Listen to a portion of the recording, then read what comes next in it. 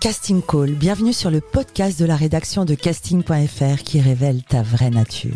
Ici, on va parler casting, témoignages exclusifs, des rencontres avec des professionnels, les clés et les secrets pour devenir un artiste et surtout, en vivre. Casting Call, c'est ton nouveau coach audio qui te permet de poser ton premier pas sur ton chemin de l'éveil et de la réussite. Ose enfin devenir celui dont tu rêves. Bonjour et bienvenue sur le podcast Casting Call, le podcast de la rédaction de casting.fr. Je suis Soledad Franco et aujourd'hui j'ai le plaisir de recevoir une femme que j'admire pour son travail et son altruisme. Actrice, scénariste et réalisatrice à la sensibilité citoyenne. Elle vous embarque dans ses documentaires et fictions avec sensibilité et intelligence, saupoudrés par une quête d'authenticité et de vérité. Ces récits en images deviennent des œuvres cinématographiques absolument bouleversantes. On devient meilleur. Mon regard a changé face à la trisomie 21 grâce au film Apprendre à t'aimer, interprété par Harry Habitant et Julie Debona, superbe. Puis, le film C'est toi que j'attendais raconte les enjeux de l'adoption en France à travers plusieurs histoires intimistes.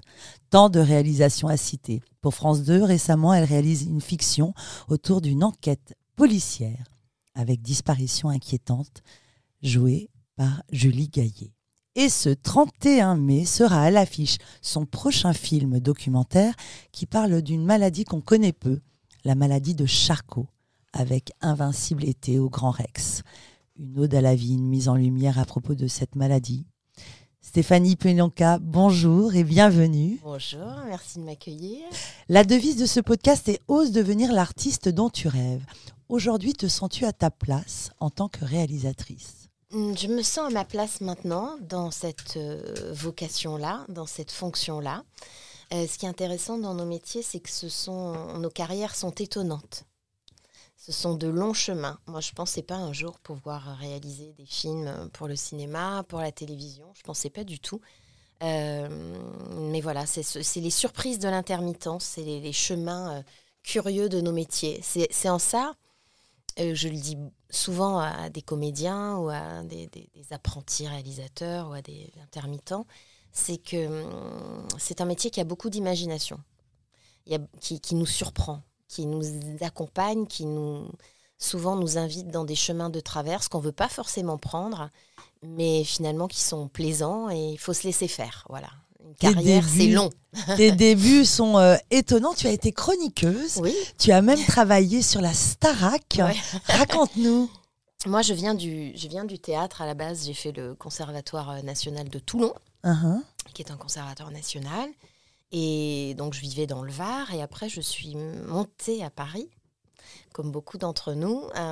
Et j'ai passé la classe libre du cours Florent, que j'ai eue. Et après ça, j'ai travaillé au théâtre. Mais bon, je peinais un petit peu. Et j'ai su qu'à la télévision, il y avait une nouvelle émission qui arrivait. Une réplique d'une émission américaine qui s'appelait Entertainment Tonight. Et la réplique, c'était exclusif ce soir, exclusif sur TF1, tous les jours à 18h30.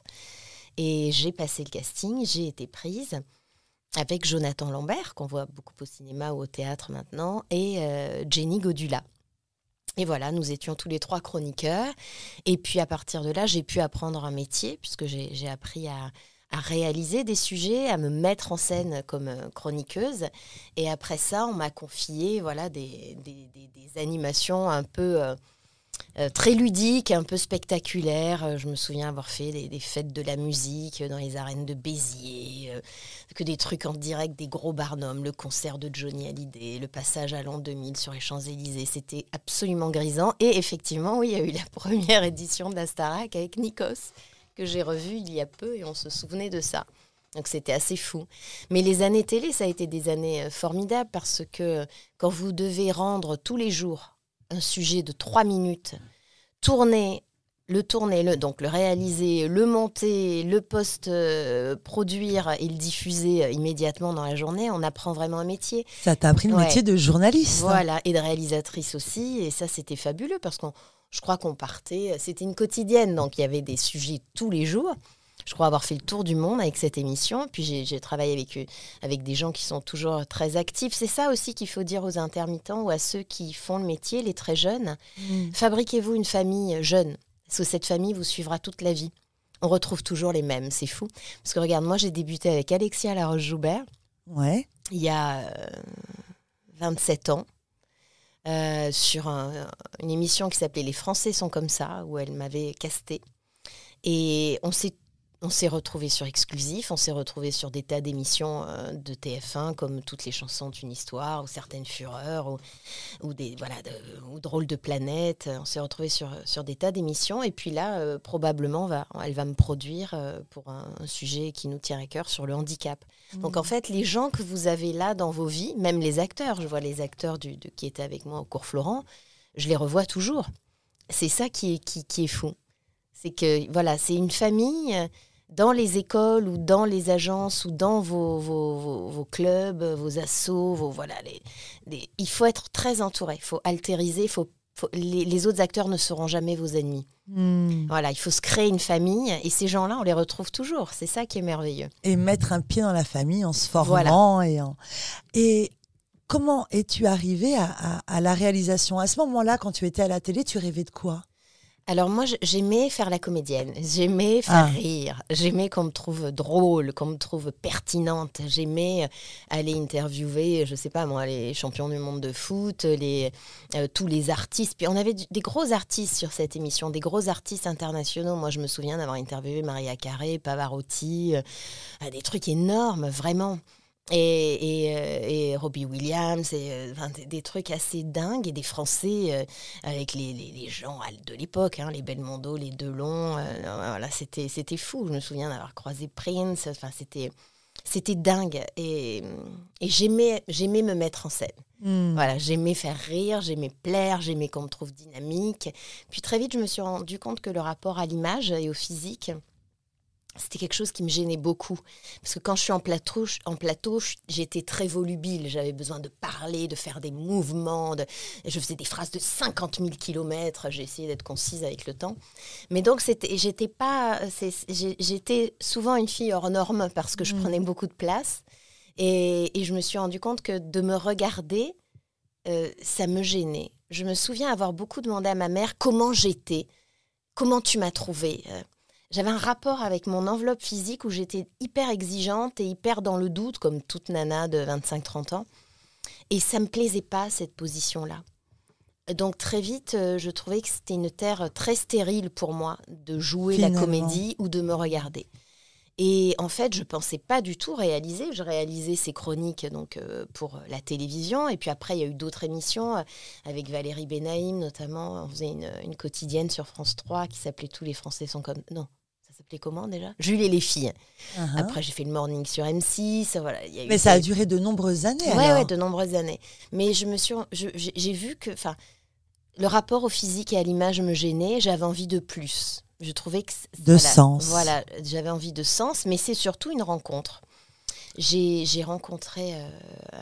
réalisé un premier court-métrage. Bocuse. Voilà, et puis j'ai rencontré une fille absolument dingue lors d'une projection. Une fille en fauteuil roulant qui s'appelle Alex Beau. Alors, je vous invite à aller la voir sur les réseaux sociaux. Moi, c'est ce que j'ai fait pendant plusieurs mois. J'ai suivi cette fille en 2010. Je l'ai suivie pendant plusieurs mois en cachette sur Facebook. Et il n'y avait pas Instagram à l'époque. Donc, il y a 10 ans. Un petit peu plus. Et puis, je suis allée la voir et j'ai dit, je vais faire un film sur toi. Et elle me dit, ah bon, pourquoi ? Je dis, parce que t'es une guerrière, parce que t'es une star, parce que t'es une héroïne. Une fille en fauteuil roulant qui faisait tout ce dont nous toutes, nous rêvons de faire, voilà. Avec une liberté, avec une audace, une volonté, une énergie dingue. Et j'ai fait ce film pour Arte, qu'on peut trouver sur Internet. Je suis assez contente quand les films sont libres et qu'on peut les choper sur les différentes plateformes. Je trouve que c'est vraiment important de pouvoir... mettre accessible les choses, parce que je sais qu'il y a la question du droit d'auteur, etc. Mais il y a beaucoup de films qu'on ne voit plus. Et ça, j'en parlais avec des amis réalisateurs ou des amis comédiens. Une fois qu'un film est là, après, il faut aller le choper en VOD. Après, il faut aller choper les DVD. Il n'y en a plus des DVD. Plus personne regarde des DVD. Et puis après, voilà, c'est dommage. Moi, souvent, on me dit, mais j'aimerais bien voir tel film. Je dis, écoutez, il est sur Salto. Ah, ça n'existe plus, ok. Donc, voilà. Donc, il est sur celui-ci et on peut l'attraper facilement. Et grâce à ce film qui a cartonné sur Arte, ce film m'a donné la légitimité. J'ai pu faire d'autres choses. Donc, ce qui est La morale de l'histoire, c'est qu'on attend toujours des choses des puissants, de ceux qui ont les cordons de la bourse, de ces hommes et femmes imposants qui sont en haut des pyramides et qui sont les producteurs, les machins, les trucs. Mais en fait, moi, qui avais fréquenté les grands de ce monde dans les différentes émissions, moi, tout m'a été donné par une fille qu'on a du mal à comprendre parce qu'elle est cérébrolésée, parce qu'elle est en situation de handicap lourd, et quand elle parle, alors qu'elle est d'une opiniâtreté, d'une fantaisie et d'une activité dingue au quotidien, mais on a du mal à la comprendre. Et cette fille qui est la plus petite, on va dire, celle qu'on ne veut pas voir, et pourtant elle est très investie politiquement, elle est très en colère. En fait, j'ai tout reçu d'une fille qu'on ne veut pas regarder. Et ça, c'est ça qui est chouette. C'est qu'on croit toujours qu'il faut aller faire des courbettes aux grands de ce monde pour obtenir des grâces ou des possibilités. Mais moi, j'ai appris mon métier avec quelqu'un qui est dans l'ombre. Et tous ces gens-là du handicap, tous ces gens qui sont peut-être plus vulnérables, plus fragilisés, qui sont porteurs de particularités, on ne les regarde pas. Mais moi, c'est cette fille-là c'est grâce à elle que je suis devenue réalisatrice. C'est pas grâce à un grand producteur ou une chaîne incroyable ou quelqu'un qui m'aurait propulsée. Non, je suis devenue réalisatrice grâce à une fille en fauteuil qui ne peut pas se déplacer toute seule, hors fauteuil, j'entends, et qui est amoindrie, mais pourtant toute puissante, puisqu'elle m'a permis, entre autres, de devenir celle que je suis maintenant. Réalisatrice. Voilà, donc la vie est étonnante. Parce que sans elle, il n'y avait pas de film, il n'y avait pas 13 films à suivre. C'est assez fou.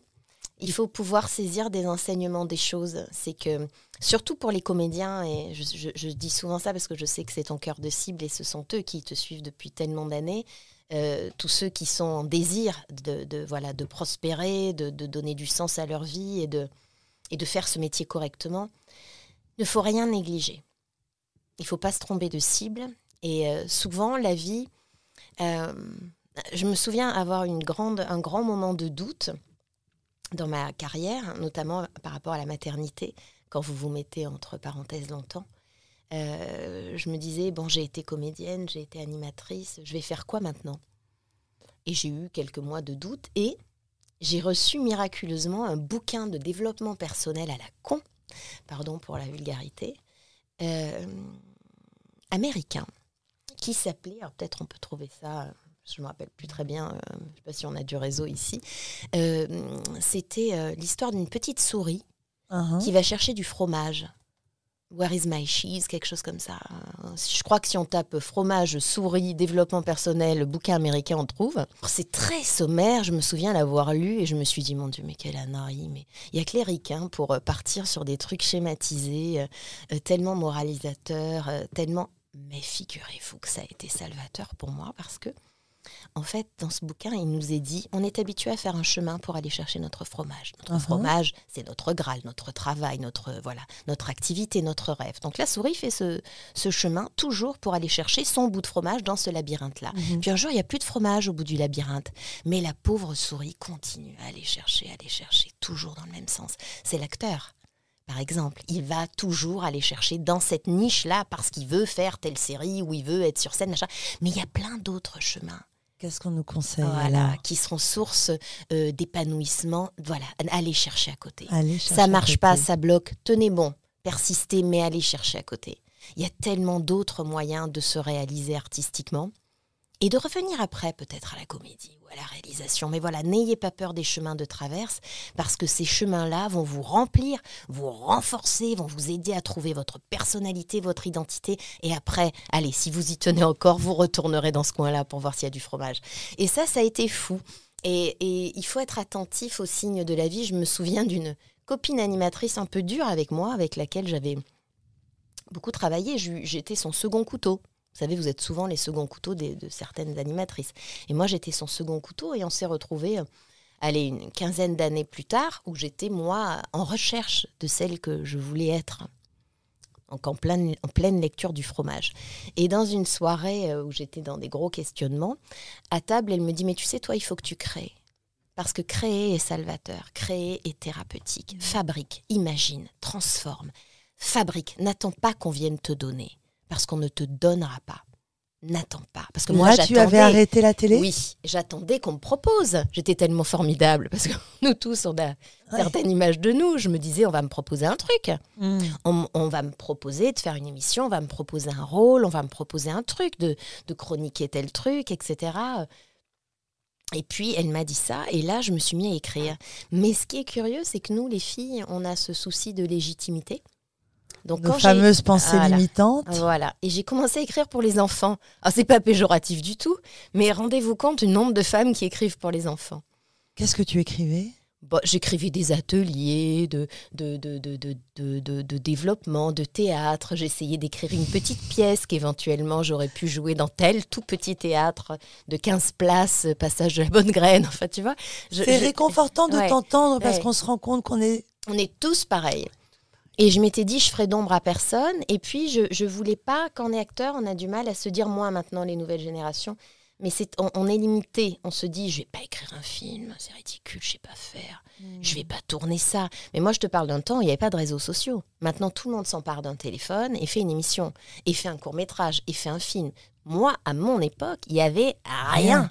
D'accord ? Rien. Internet n'existait pas. Tu avais le téléphone chez toi, les agents t'appelaient.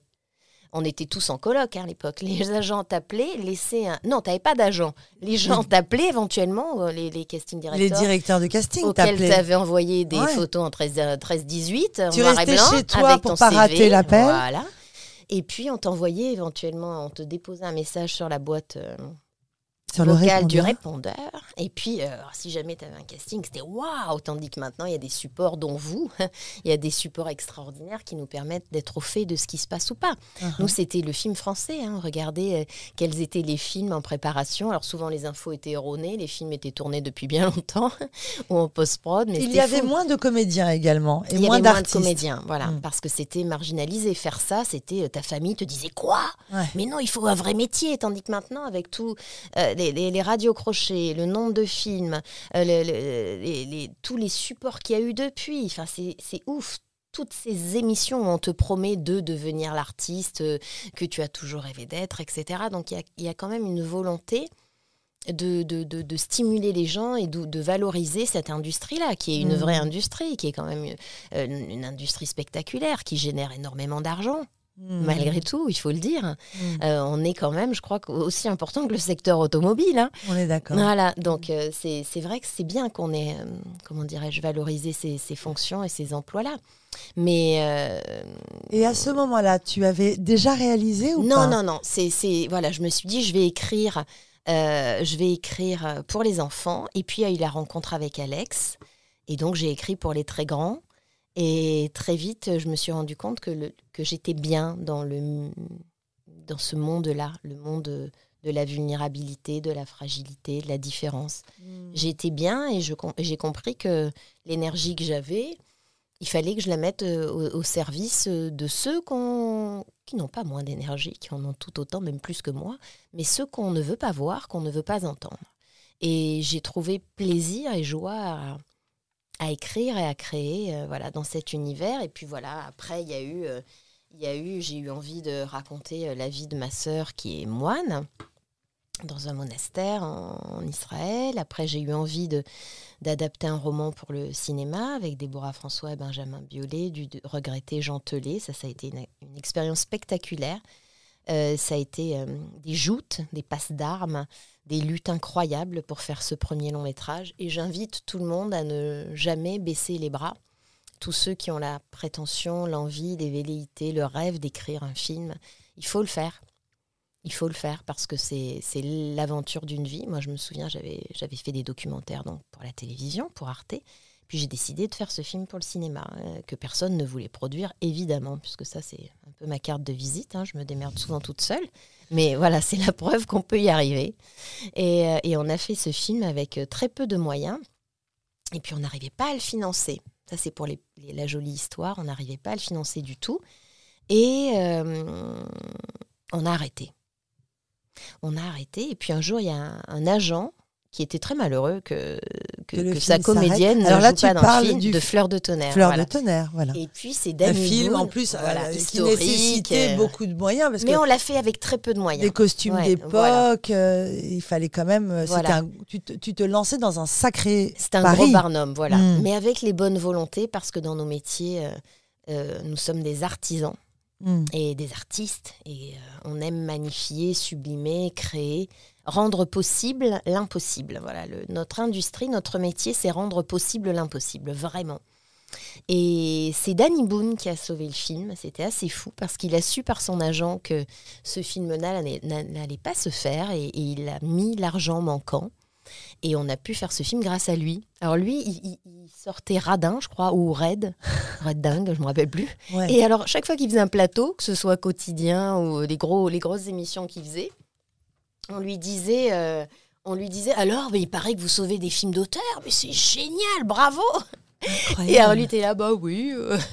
Et voilà, je lui dois beaucoup parce que le film s'est fait grâce à lui. Mais c'était un ami à toi ? Non, pas du tout. Il a su par son agent, voilà, moi je pense l'avoir interviewé au tout début de sa carrière, on s'était croisés, mais il a aimé le scénario et il s'est dit c'est bête, c'est des gens qui en veulent, voilà, tout est stoppé. La magie de la vie. Voilà. Ça, donc c'est ton sujet, la magie de la vie. Il faut toujours espérer, voilà, ne pas perdre l'espérance. Voilà. Tu mets au service...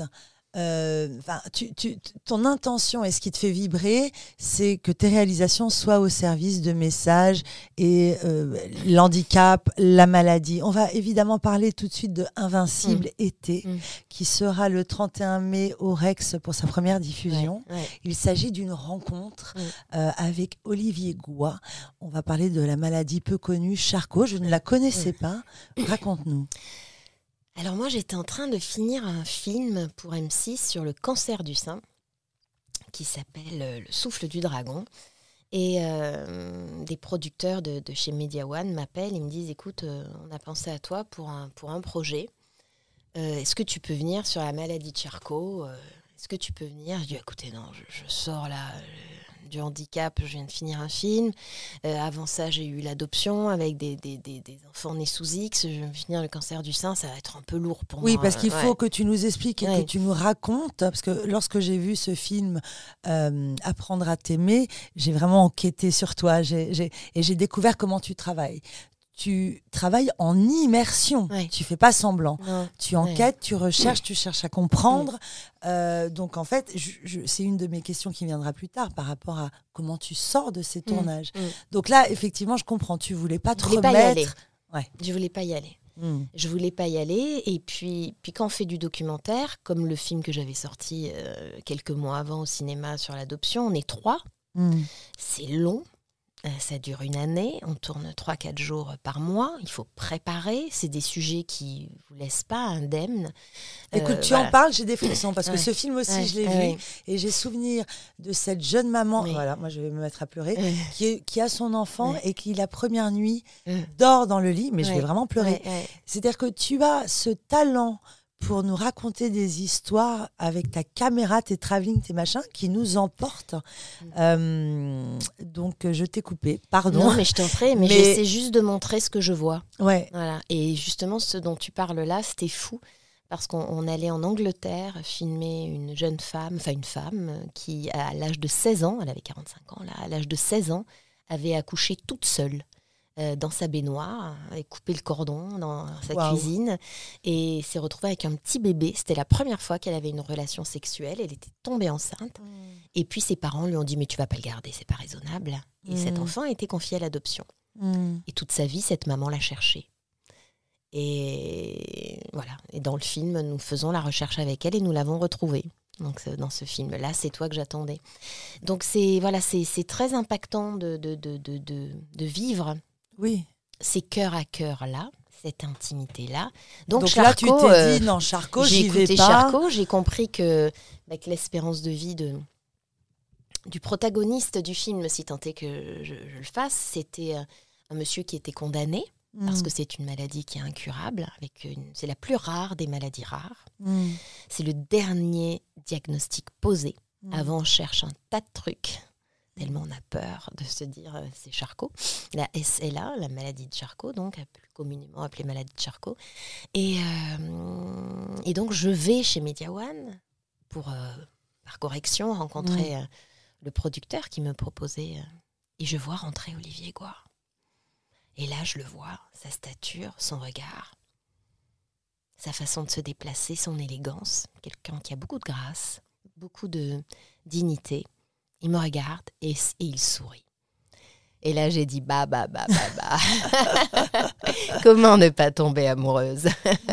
Donc évidemment, il est venu s'asseoir à cette table-là. Nous nous sommes parlé. Et je leur ai dit, ok, je viens, mais on ne donne pas ça à la télévision. Avec tout le respect que j'ai pour la télévision, je voulais faire un film complètement libre. Je voulais faire un film qui reste. Et je voulais être à la hauteur du témoignage de ce monsieur qui nous dit à quel point la vie est belle et à quel point nous devons de l'aimer, de l'embrasser passionnément, de la cramer, de la bouffer, cette putain de vie. Je me suis dit, allez, ça c'est sur du grand écran. Donc j'ai dit au producteur, c'est du grand écran et on tourne demain. Waouh. Et c'est là l'audace des producteurs, ils ont dit, ok, c'est du grand écran, on tourne demain. Et j'ai pu filmer Olivier. Et dans ce film-là, nous racontons la mission de cet homme qui s'est dit « Je suis condamné, mais je veux vous raconter quelque chose. C'est que tant qu'on est vivant, sans souci, on se rend pas du tout compte du miracle de la vie. Et quand la vie vient vous rattraper et vous dit « Mon pote, tu vas pas rester. Tu vas pas rester parce que tu es malade. » Là, on se dit « Waouh !» Chaque seconde compte 1000, 10 000, des milliards de fois plus parce qu'il faut donner de la vie au jour, même si on n'a pas beaucoup. Et Carpe Diem, ça le faisait rire avant, mais c'est devenu sa devise, vivre pleinement l'instant présent. Se dire à quel point la vie est belle et à quel point il faut, face à l'impermanence des choses, réaliser que ça ne va pas durer, les gars. Donc, il faut y aller. Tu as filmé une scène merveilleuse d'accouchement et à travers tes réalisations, voilà, on part du départ. Oui. C'était dans quel film cette naissance? C'est toi que j'attendais. C'est toi que j'attendais. Ouais. Et on arrive à, voilà, on va pas parler de fin de vie parce qu'on en est loin, mais on peut parler de fin de vie puisque à la fin du film, Olivier Goire a voulu écrire du cinéma au cimetière, il n'y a qu'un pas, mais je n'ai pas peur. J'ai compris en faisant ce film que la vie est belle et c'est ce message-là que je veux laisser à mes enfants parce que pour apprendre à vivre, il faut apprendre à mourir. C'est fabuleux, je crois que c'est un film qui m'a beaucoup impactée. Je ne prends pas encore la mesure de ce qu'on est en train de faire. Je ne me rends pas très bien compte en fait parce que je suis dedans. Qui est Olivier Goire? Alors Olivier Goire, c'est un entrepreneur français. Très brillant, qui a créé des startups, qui a été un des premiers à miser sur le crédit participatif. C'est un des fleurons, on va dire, des entreprises de la French Tech et voilà, des propositions. C'est quelqu'un qui est dans la finance, c'est quelqu'un qui va très très bien. Ses sociétés sont florissantes dans le monde entier. Et puis un jour, il joue au tennis et il a mal au bras. Et puis, voilà, il y a quelques soucis physiques qui l'inquiètent beaucoup. Donc, il va faire des examens et on va lui dire qu'il est condamné parce qu'il est atteint de la maladie de Charcot qui va paralyser tous ses muscles jusqu'à l'empêcher de parler. Mais pas le cerveau. Et ce qui est fou, c'est qu'Olivier le dit dans le film, il dit, voilà, moi, je vais très vite ne plus bouger, je vais très vite ne plus pouvoir parler. Mais je pourrais toujours être d'égal à égal avec mon médecin, avec ma famille, parce que mon cerveau est là. Et moi, ils disent, aimer, on le fait avec son cerveau. Réfléchir, transmettre, partager, on le fait avec son cerveau. Et lui, sa puissance, c'est que son cerveau est une mine d'or. Et il est là. Et il a décidé de rentrer en croisade et de glaner des fonds, parce que c'est ça qui est important. Tous les bénéfices de ce film seront destinés à la recherche de l'Institut médical du cerveau, et pour la recherche. Et tous les fonds seront vraiment destinés à la recherche, alors que lui n'en profitera pas, puisqu'il ne pourra pas profiter des fruits de l'argent qu'il a insufflé, qu'il a confié à la recherche française, puisque son espérance de vie est très courte, mais il pense à ceux qui sont à venir, ceux qui plus tard vont être malades. Il est dans un altruisme, une bonté et une humanité incroyable, parce qu'il a décidé de se mettre au service des autres. Et toi, en tant que réalisatrice, ton cœur entre cette réalisation d'enquête policière avec Julie Gaillet, est-ce que tu y trouves autant de plaisir? Ce sont deux choses complètement différentes. Lorsque France 2 t'appelle et te dit je veux que tu réalises, on te propose de réaliser une enquête policière, qu'en est-il pour toi? Alors, moi, il faut beaucoup que je tourne, parce qu'il y a quelque chose dont il faut parler, qui rassurera sûrement les jeunes femmes qui nous écoutent, c'est que plus on avance dans la vie, nous les femmes, plus on a d'énergie. Donc il se trouve que depuis que j'ai 45 ans, j'en ai 52, j'ai une énergie redoutable qui, au lieu de me ronger, je me suis dit, voilà, autant la mettre au service de choses. Alors quand je décide de faire un policier, c'est pour aiguiser mon outil, déjà pour apprendre, parce que moi j'avais jamais fait de policier, pour apprendre, pour faire travailler, c'est important. Quand on a une responsabilité dans notre métier, il faut toujours penser à une échelle. Moi, j'ai été tout en bas de l'échelle. J'étais une toute petite comédienne qui faisait de la figuration de manière complètement anonyme. Je me souviens avoir fait des trucs de figure. Il n'y a même pas question de me voir, puisque j'étais évidemment coupée au montage. Donc, j'ai passé des journées de figuration à attendre quand j'avais 18 ans que ça arrive. Mais bon, ça n'arrivait pas. Et le Graal, c'était de faire de la silhouette. Voilà, exactement. Peut-être d'avoir une phrase ou un mot ou un regard. Mais donc je sais. Donc moi, je fais des films pour faire travailler les miens. C'est-à-dire les équipes, les acteurs, les techniciens. Et je fais des films aussi, les polars. Je me suis dit, tiens, pourquoi je vais aller sur un polar? Alors, quand on m'a proposé Disparition inquiétante, je me suis dit, je vais aller sur ce polar à condition qu'il défende des valeurs qui m'importent. Donc, nous avons inventé un François Berléand atteint de la maladie d'Alzheimer. D'accord. Parce que j'avais envie de parler des soignants. J'avais envie de parler d'une femme de 50 ans, donc une enquêtrice interprétée par Julie Gaillet, qui doit aussi s'occuper de son papa déclinant. Voilà. Alors, j'essaie dans les polars de toujours trouver du sens. Du sens. Là, on m'a proposé de développer l'idée éventuelle d'une nouvelle collection, à venir peut-être, avec un premier épisode. C'est en cours, mais je me suis dit, tiens, pourquoi je vais y aller? J'attendais que le producteur m'explique le propos. Et il me dit, ben voilà, c'est une femme qui a plus de 50 ans. Je dis, c'est bon, je viens. Parce qu'il y a une invisibilité des femmes de plus de 50 ans. Et ça, on ne peut pas refuser. Mettre en scène une comédienne de plus de 50 ans dans un premier rôle, on est obligé d'y aller. Surtout que c'était une femme qui vivait seule avec sa maman et sa fille. On adore. On adore. Et qui va possiblement avoir un crush avec quelqu'un de plus jeune. Enfin, j'aimerais que ça se passe. Je ne sais pas encore. On n'a pas tout mis en place. Mais voilà, j'aime l'idée des héroïnes qui sont plus sur la pente descendante qu'en devenir. Parce qu'on est en devenir à n'importe quel âge, en fait. On peut s'inventer à n'importe quel âge. Et aussitôt qu'on... C'est ça qu'il faut dire aux filles, c'est qu'on est tellement dur avec nous-mêmes. Moi, je suis d'une sévérité avec moi. C'est phénoménal.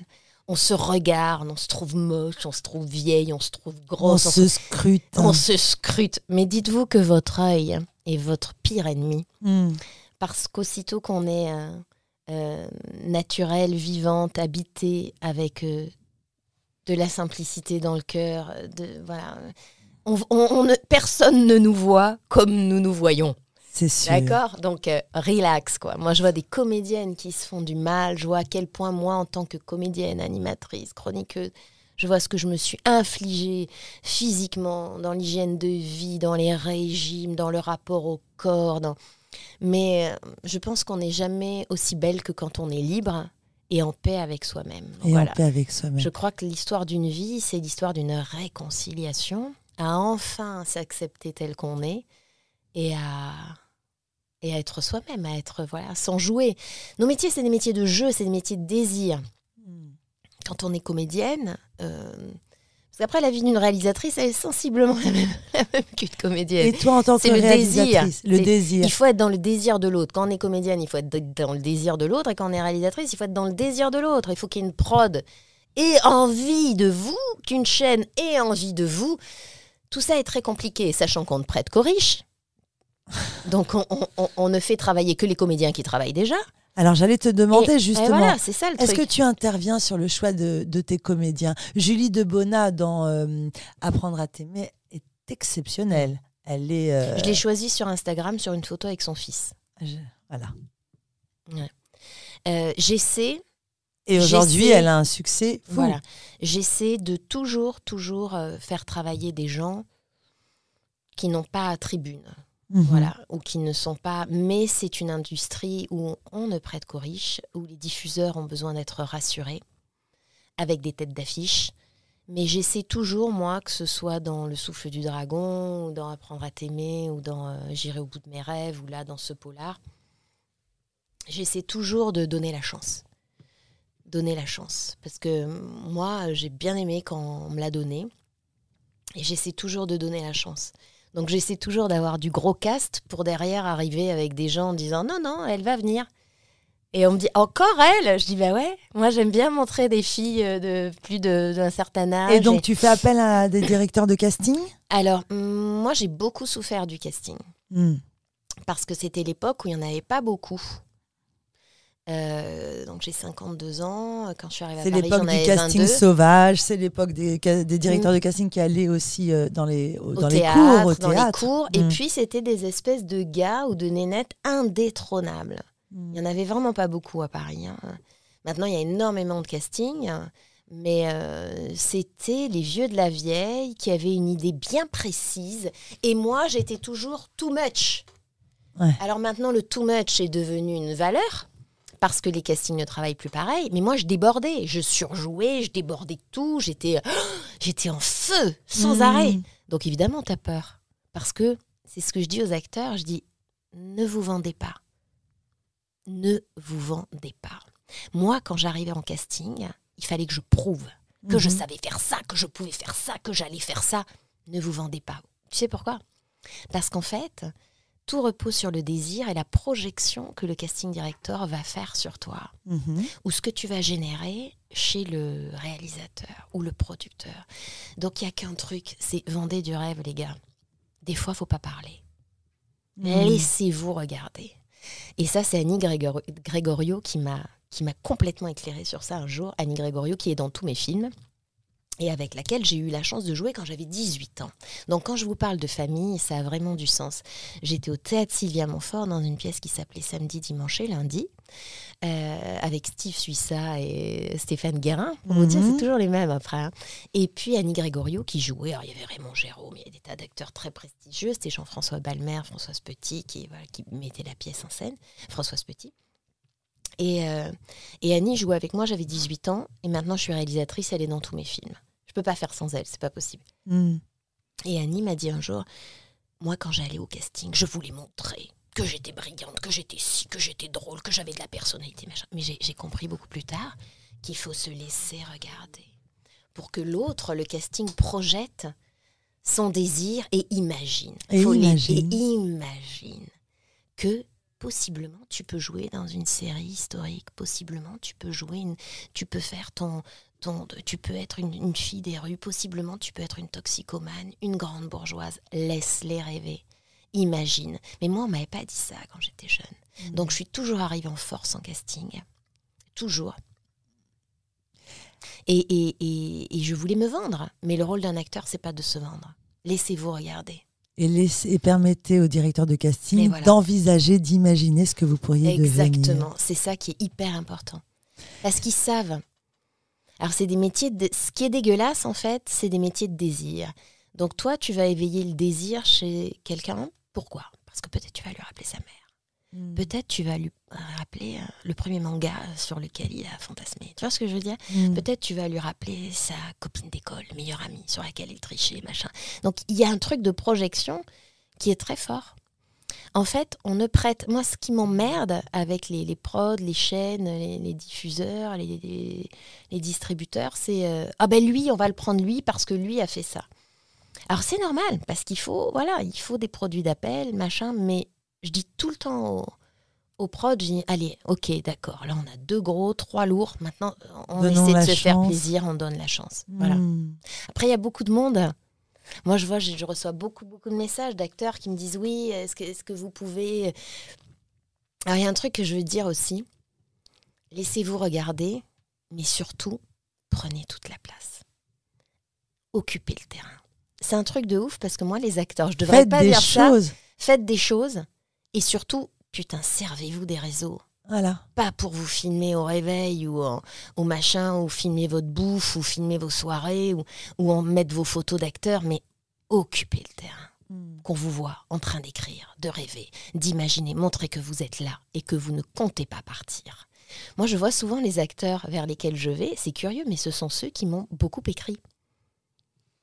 Alors on me dit, mais pourquoi tu m'as rappelé ? Je dis, je vois pas comment j'aurais pu faire autrement. Ouais, t'étais toujours là. Ouais. T'étais toujours là. Donc voilà, faut pas avoir peur. C'est tellement précieux ce que tu racontes. Faut Stéphanie. Pas avoir peur. N'ayez pas honte. Ils vont vous faire bouffer ces gens-là. C'est ta mère, ton père, ta cousine. Vous n'en avez rien à foutre. Occupez le terrain. Occupez le terrain. Occupez le terrain. Parce que quelqu'un d'autre le fera, mais avec humilité.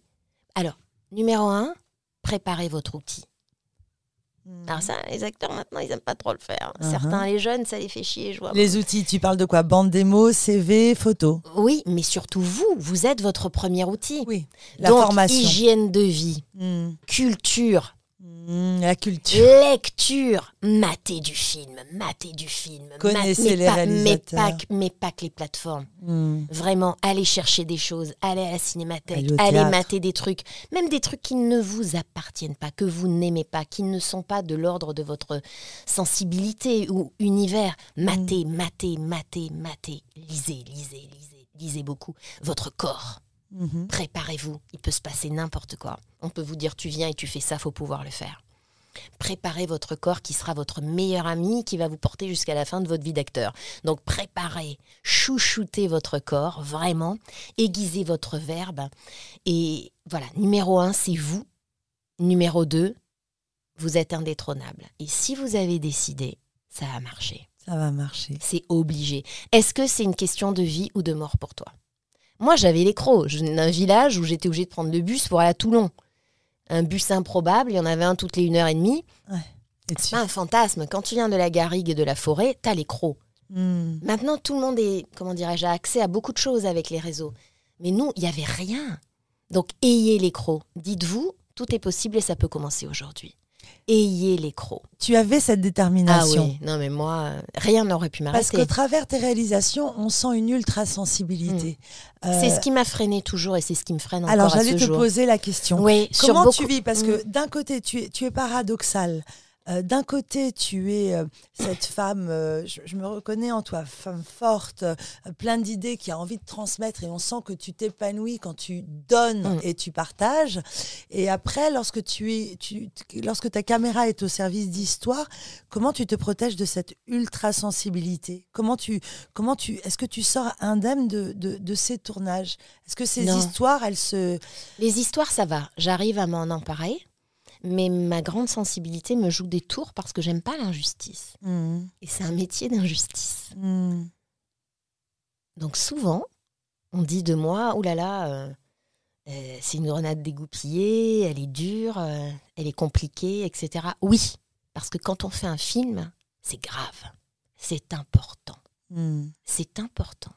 Quand on vous donne la chance, quand on vous donne une tribune, une caméra, des acteurs, c'est important. C'est très grave ce qui se passe. Il ne faut pas rigoler avec ça. Et je n'aime pas trop les producteurs négligents, laxistes, tièdes. Et quand tu ou fais ceux les qui, choses... parce qu'on croit qu'on est une femme, on peut nous entuber. Ça ne me plaît pas. Donc, voilà. Donc, il y a des personnes avec lesquelles je fais un one-shot. Et après, je ne suis pas une entreprise de démolition. J'aime pas dire du mal. Ça ne sert à rien. Mais j'y retournerai pas. Et quand tu fais les choses, tu y vas comme une guerrière. Ah oui, mais ma plus grande surprise, ce fut d'être dans une manifestation qui luttait contre la pédocriminalité et croiser Madame Stéphanie Pilonka. Eh bien, moi, je vous dis merci, je te dis merci pour ce travail. Beaucoup. Le 31 mai, on sera tous au Rex. Oui, et partout en France, ça sort dans toutes les salles et c'est Apollo Film qui le sort, voilà. Et Apollo Film. Merci pour ce moment. Merci beaucoup, Soledad. Et à très bientôt. Merci beaucoup.